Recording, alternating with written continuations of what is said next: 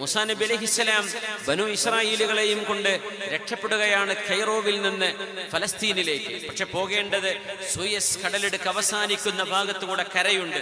ആ കരയിലൂടെ ഇപ്പൊ Suez canal ഉണ്ടാക്കിയത്. അന്ന് കനാലില്ലല്ലോ മൂസാ നബിയുടെ കാലത്ത്. കരമാർഗം പോകാൻ കഴിയും. പക്ഷെ ആ ഒരു ഇടത്തോട്ട് പോകാൻ വഴിതെറ്റുകയും നേരെ കടലിന്റെ മുമ്പിൽ വന്നെത്തുകയും ചെയ്തു. ചെങ്കടൽ ഇങ്ങനെ വന്നിട്ട് നേരെ സൂയസ് ഉൾക്കടലിൽ അവസാനിക്കുകയാണ്.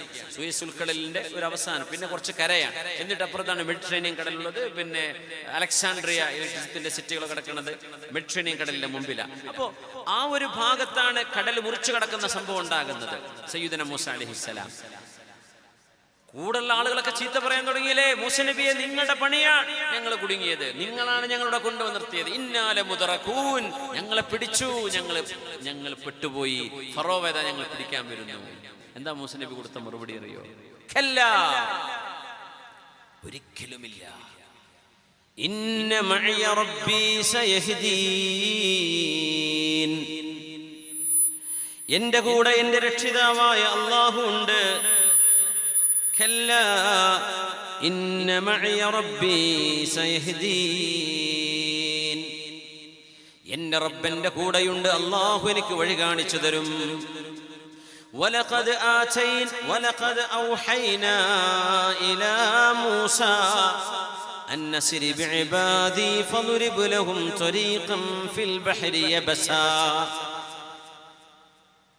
لا تخاف دركا ولا تخشى. മൂസാ നബി അലൈഹിസ്സലാമിന് 12,000 ആളുകൾക്ക് നടന്നു പോകാനുള്ള വഴിയായി കടൽ വെള്ളത്തെ അല്ലാഹു പിടിച്ചു നിർത്തിയതിനാണ് ബൈബിൾ പുസ്തകം എക്സോഡസ്, മഹാപലായനം എന്ന് പറയുന്ന ബൈബിൾ പുസ്തകത്തിലെ ചർച്ച അതാണ്.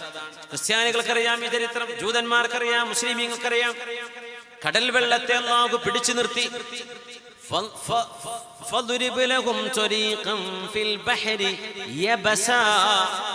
കടൽ വെള്ളം മാറി നിന്നാൽ അവിടെ നനവുണ്ടാവും, ചെളിയായിരിക്കും അല്ലേ? വെള്ളം പെട്ടെന്ന് വറ്റിയാൽ ചെളിയാവൂലേ? പാടത്തും വയലത്ത് കണ്ടിട്ടില്ലേ മഴവെള്ളം നീങ്ങിയാൽ? പക്ഷേ യബസൻ, അല്ലാഹു ഉണക്കി കൊടുത്തു.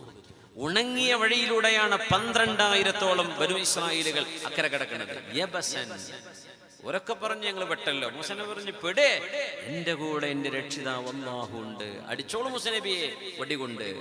ആ അടിച്ച ഇടം, അങ്ങനെ കരക്കവര് കയറിയ സ്ഥലം ഉയൂൻ മൂസ എന്ന് പറയുന്ന ഈജിപ്തിന്റെ വലിയൊരു ചെക്ക് പോസ്റ്റാണത്.